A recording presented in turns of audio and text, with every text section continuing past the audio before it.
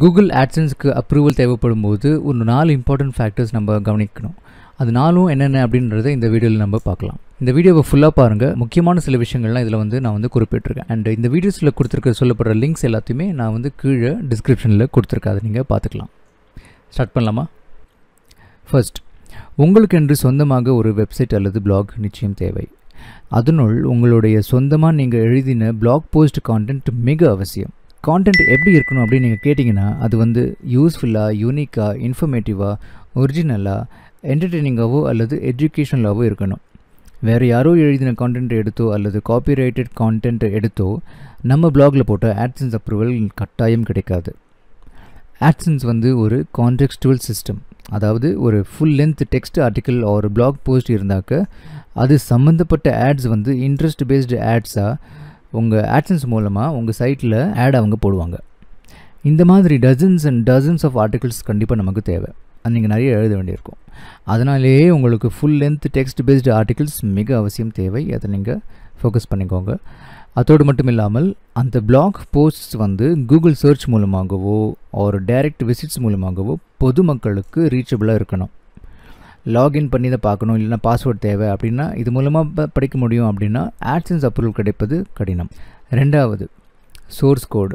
உங்களோட வெப்சைட் தான் அப்படின்னு நீங்கள் ப்ரூவ் பண்ணுறதுக்கு உங்களோட பிளாகோ ஒரு WordPress வெப்சைட்டோ ஒரு எது மூலமாகவோ நீங்கள் க்ரியேட் பண்ணியிருக்கிற வெப்சைட் அதோட அட்மின் ஆக்சஸ் பெர்மிஷன்ஸ் உங்களுக்கு இருக்கணும். அது இருந்தால் தான் நீங்கள் தீம் செட்டிங்ஸ் கோடு மூலமாக AdSense கோடை பேஸ்ட் பண்ணி வெரிஃபிகேஷன் ப்ராசஸை சக்ஸஸ்ஃபுல்லாக முடிக்க முடியும். இது மிக மிக அவசியமான ஒன்று. மூணாவது, பாலிசி கம்ப்ளைண்ட்ஸ். கூகுளில் பாலிசி பேஜஸ் பல வகைப்படும். அதில் பர்டிகுலராக இந்த விஷயத்துக்கு AdSense ப்ரோக்ராம் பாலிசிஸ் மற்றும் கூகுள் பப்ளிஷர் பாலிசிஸ் இது ரெண்டும் நிச்சயமாக நீங்கள் கரைச்சி குடிச்சிருக்கணும். இது கண்டிப்பாக நீங்கள் படிச்சிருக்கணும். ஸோ கூகுள் பப்ளிஷர் பாலிசிஸ்க்குள்ளே மேலும் இதற்கு நிறைய கேட்டகரிஸ் உண்டு. அண்ட் கூகுள் ப்ரோக்ராம் பாலிசிஸ், இந்த பாலிசிஸ் பேஜ் எப்போவுமே நீங்கள் பார்க்குற மாதிரி இதில் இந்த பேஜ் எப்போயுமே அப்டேட்டடாக இருக்கும். ஸோ ஃப்யூச்சரில் மாற்றங்கள் கூட கட்டாயம் வரலாம்.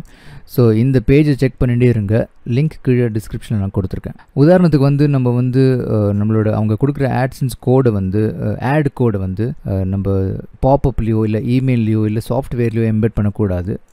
அண்டு அதை தப்பாக யூஸ் பண்ணக்கூடாது. ஒன்லி நம்மளோட பிளாகில் வெப்சைட்டில் மட்டும்தான் யூஸ் பண்ணணும். அண்டு நாமளே நம்மளோட ஆட் மேலெலாம் கிளிக் பண்ணக்கூடாது. அண்டு அவங்க கொடுக்குற ஆடு கூட நம்ம தப்பாக மாடிஃபை பண்ணக்கூடாது. இந்த மாதிரி பல வகை இருக்குது. இது எல்லாமே நீங்கள் பார்த்து நீங்கள் தெரிஞ்சுக்கலாம். எல்லாமே செல்ஃப் எக்ஸ்பிளேட்டரி.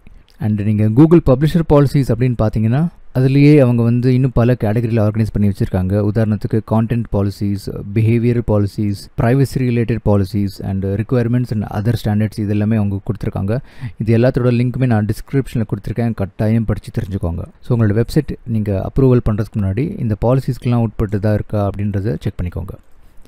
நான்காவதாக, உங்களோட வயது 18 வயசு பூர்த்தியாக இருக்கணும், நிரம்பி இருக்கணும். அதாவது இப்போ ஒருவேளை நீங்கள் அண்டர் 18, அதாவது 18 வயசுக்குள்ளே இருந்தீங்கன்னா உங்களோட பேரண்ட்ஸ் மூலமாகவோ இல்லை ஏதோ ஒரு கார்டியன் மூலமாகவோ நீங்கள் AdSense அக்கௌண்ட்டை சைன்அப் பண்ணிக்கலாம். அவங்களோட கூகுள் அக்கௌண்ட்டை அவங்க வச்சு அவங்க சைன்அப் பண்ணும்போது அவங்களுக்கு அந்த அப்ரூவல் போய் சேரும். சைட் வெரிஃபிகேஷன் முடிச்சதுக்கப்புறம் அண்ட் ஃப்யூச்சரில் ஏதாவது AdSense ஆட் காஸ்ட் இது ஆட் மூலமாக வருமானம் வர அந்த பேமெண்ட் அவங்களுக்கே போய் சேரும். அது அவங்கள்ட்ட நீங்கள் அதை வாங்கிக்கலாம். ஸோ இந்த 4 விஷயங்கள் தான் AdSense அப்ளிகேஷனுக்கு தேவையான முக்கியமான ஃபேக்டர்ஸ். இதை ஃபாலோ பண்ணி உங்களோட வெப்சைட்டை வச்சு AdSenseக்கு நீங்கள் அப்ளை பண்ணலாம். அப்ளை பண்ணும்போது பேங்க் டீட்டெயில்ஸ் கொடுக்க வேண்டியிருக்கும். அப்போ தான் அப்ரூவ் ஆன பின்பு உங்கள் சைட்டில் போடுற ஆட்ஸ் மூலமாக வரும் வருமானம் உங்கள் வங்கிக்கு சேரும். அவங்க நீங்கள் எல்லா அப்ளிகேஷன்லாம் கொடுத்ததுக்கப்புறம் உங்களோட சைட்டை அண்டு மற்றும் உங்களோட பேமெண்ட்ஸ் இன்ஃபர்மேஷன் ரிவ்யூ பண்ணுவாங்க.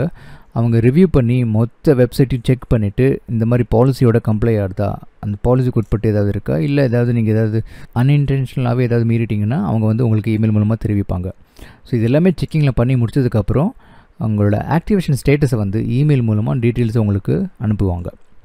இது யூஸ்வலாக ஒரு கொஞ்ச நாள்லேயே முடிஞ்சிடும். பட் சில கேஸஸில் இது 2லேருந்து 4 வாரம் கூட ஆகலாம். ஒருவேளை உங்களுக்கு இப்போ தான் சைட் ஆரம்பிக்கிறீங்க அண்ட் எந்த வெப் ஹோஸ்டிங் பெட்டர் அப்படின்னு உங்களுக்கு கன்ஃபியூஷன் இருந்ததுன்னா இந்த வீடியோவை பாருங்கள். இது நிறைய பேருக்கு உதவி இருக்குது. உங்களுக்கும் உதவும் என்ற நம்பிக்கையுடன் விடைபெறுவது அருண் சாரதி. தேங்க்ஸ். பாய்.